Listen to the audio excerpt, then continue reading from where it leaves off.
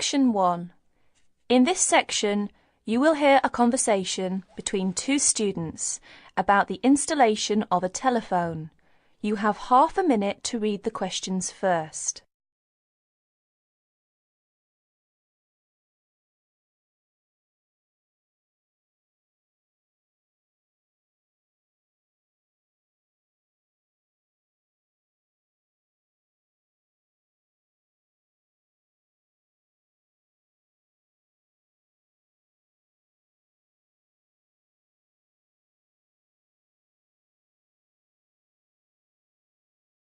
Now listen to the conversation carefully and answer questions 1 to 10.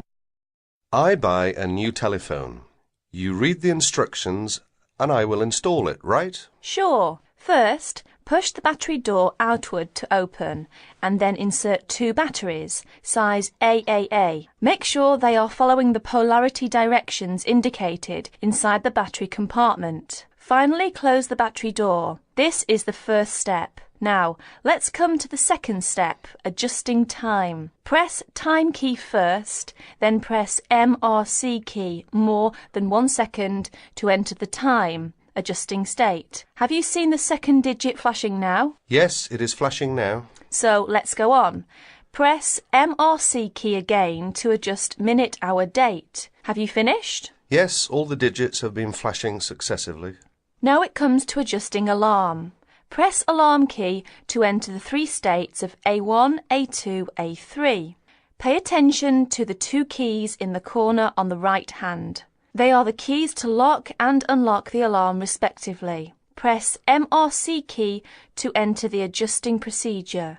And have you seen the second digit begin to flash? Yes, I think I should repeat this action, yes? Yes.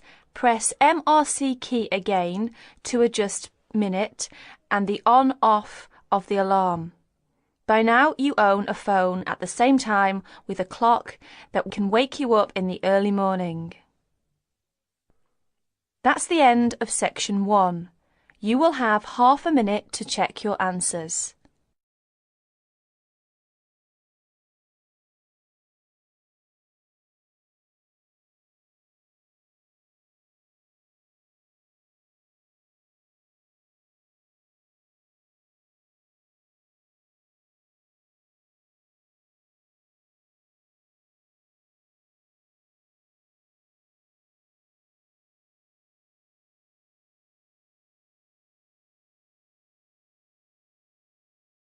Section 2. You will soon hear an informative talk given by Michelle on how to keep out burglars and keep your home safe. Before you listen, you have a chance to read questions 11 to 16.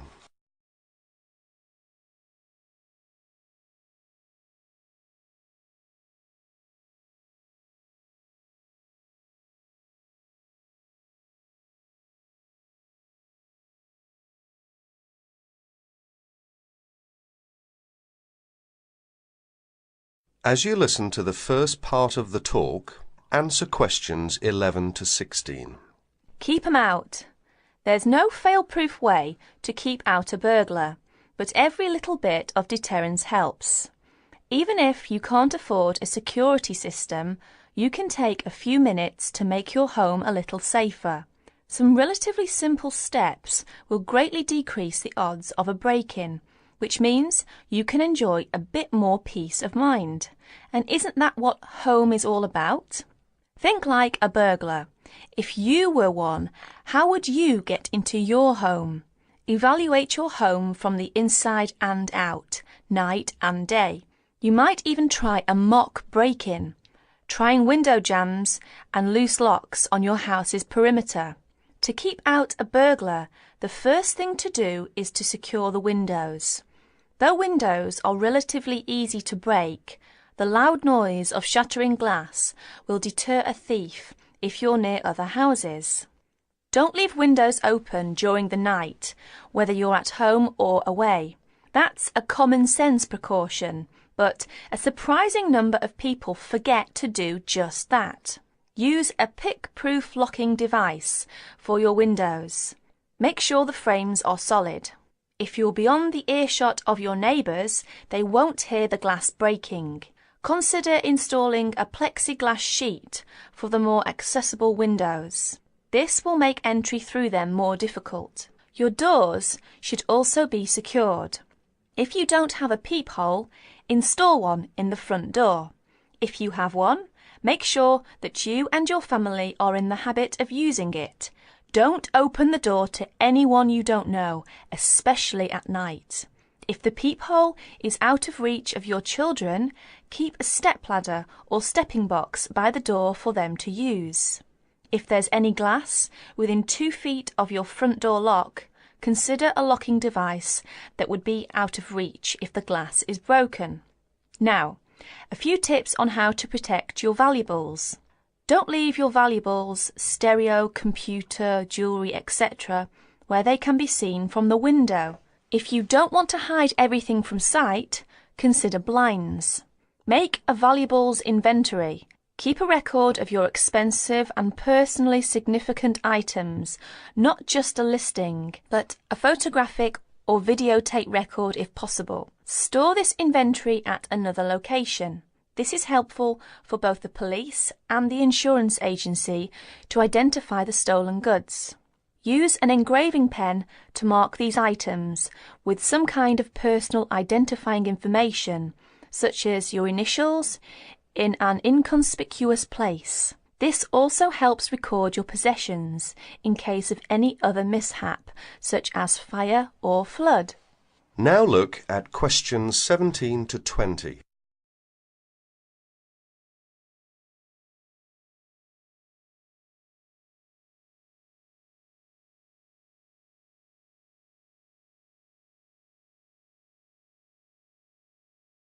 As the talk continues, answer questions 17 to 20.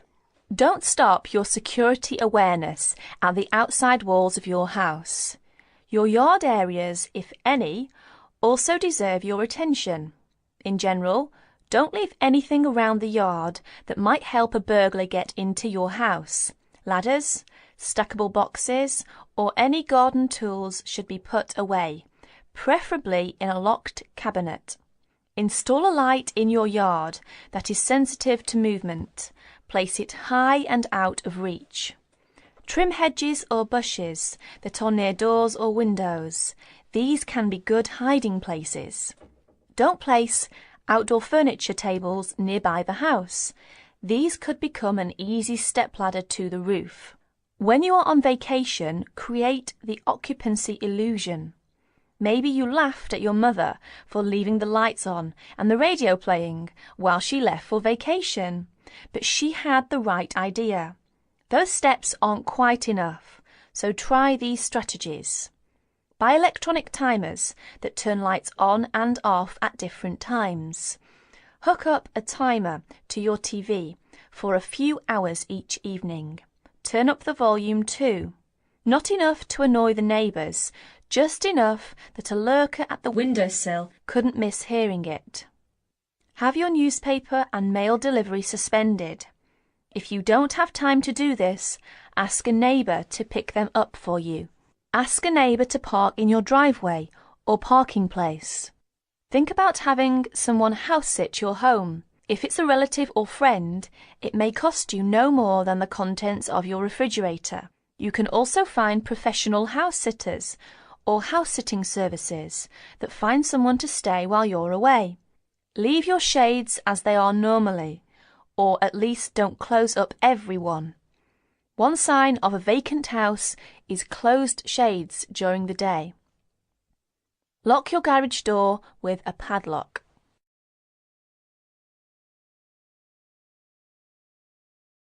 That is the end of section 2. You will have half a minute to check your answers.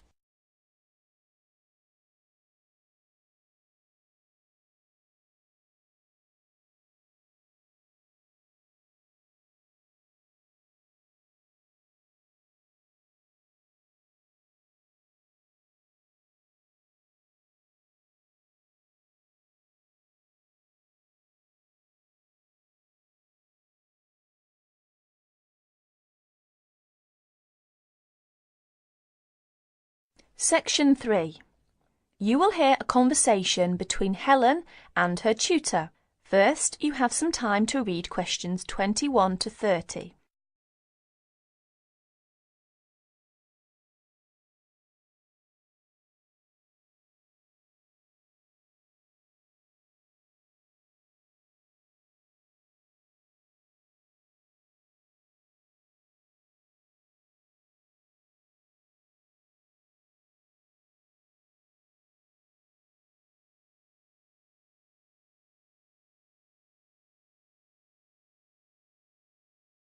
Now listen carefully to the conversation and answer questions 21 to 30.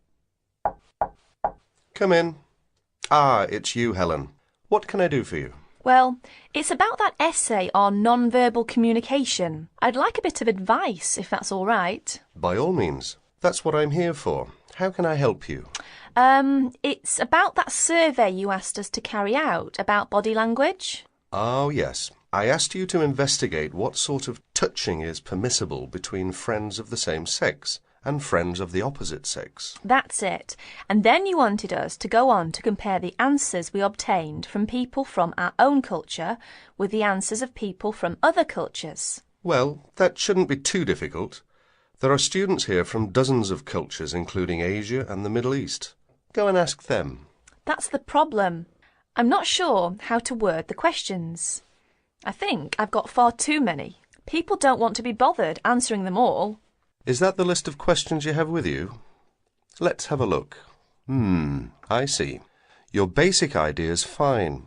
You've got a checklist of the parts of the body we mostly use to touch people with, and a checklist of the parts of other people's bodies that we usually touch. But you don't have to go right through the list asking a separate question about each item. You can make your questionnaire much shorter if you ask open questions. Open questions? What are they? Sometimes we call them WH questions. What, when, where. Those are examples. Oh, I see. Yes, we learned about them in grammar. I hadn't realised how useful they'd turn out to be. I could just ask one open question about each subject and tick the answers I receive. That's right. Now, let's have a look at the list of parts of the body you're going to ask about. I see. You've got the head, arm and hand, and, oh, it's over the page, the back, leg and foot. What about the shoulder and the thigh? They're important areas, and there are some others you should include too. Oh, yes, of course. I was in a rush and forgot those. What about asking people how they feel about being touched? Surely it's hard for people to put that sort of feeling into words. Yes, you're right. That's why it's essential to work out a rating scale for each response. Can you tell me a bit about how to use rating scales? Well, there's no way to measure how strongly a person feels about something, of course. All we can go on is what they report about their feelings. So what we do is offering them choices of ways to express how they feel. Very strongly, strongly, or not at all. That would be an example of a rating scale. In this case, as your survey is only a small trial sample, I suggest you use that 3-point rating scale I've just described. Very strongly, strongly, or not at all. That'll be enough to enable you to draw some broad conclusions. You may go on to refine your survey later if you decide to specialize in the study of non-verbal aspects of behavior. Thank you. I'm much clearer now. Could I ask you one last question? I'm afraid I've got a brain like a sieve, but I just can't remember the technical term you told us for the study of touch. It sounded like happy, but of course it isn't. Oh, you mean haptics. Haptics. Of course, haptics. That's it. Happy to be of service. That is the end of section 3. You will have half a minute to check your answers.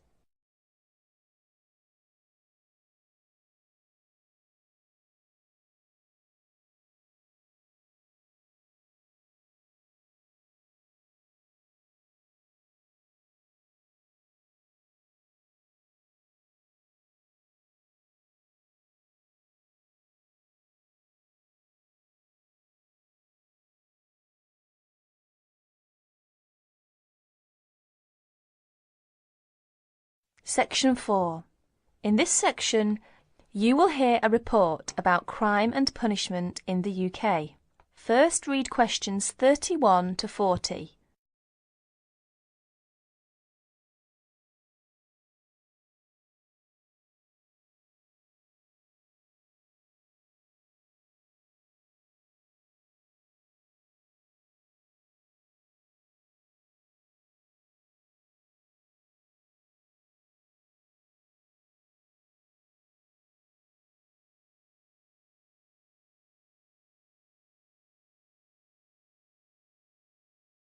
Listen to the report and answer questions 31 to 40.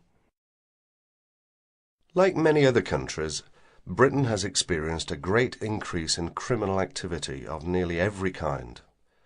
Nearly 5 times as many acts of violence were reported to the police in 1997 as 20 years before.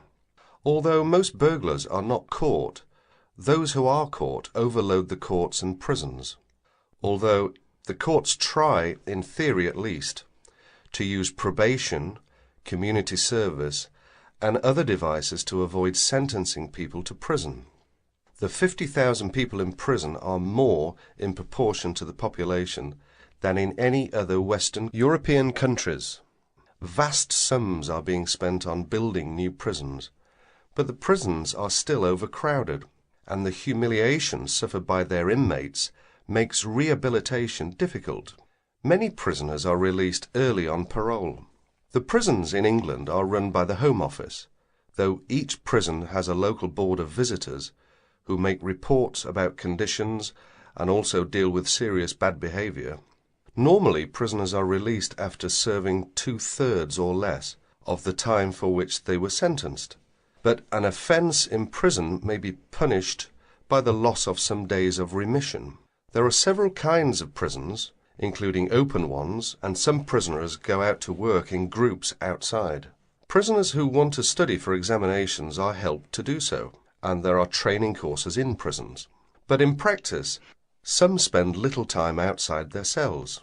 Most crime is committed by young males, and is opportunist and is not planned by hardened professional criminals, although these do exist in most common people's view. Crime tends to be concentrated in large cities and urban areas. About 94% of offences recorded by the police in England and Wales are directed against property, but only 5% involve violence. Rising affluence has provided more opportunities for casual property crime. In 1977, for example, car crime was only 1/10 of total crime, but this has risen to about 28%. The demand for and supply of illegal drugs had been an increasing factor in the incidence of crime in recent years. Regular crime surveys are undertaken in England and Wales, Scotland and in Northern Ireland. In 1999, a survey in England and Wales asked respondents for information about how crime had affected them in 1998. It estimated a total of 15 million crimes in 1998, the majority of which were against property. Violent crime accounted for only 5% of the total, while 36% involved vehicles, 9% were burglaries, and 30% other forms of theft. These surveys, the 5th of which is in progress, indicate that many crimes go unrecorded by the police, mainly because not all victims report them. That is the end of section 4. You will have half a minute to check your answers.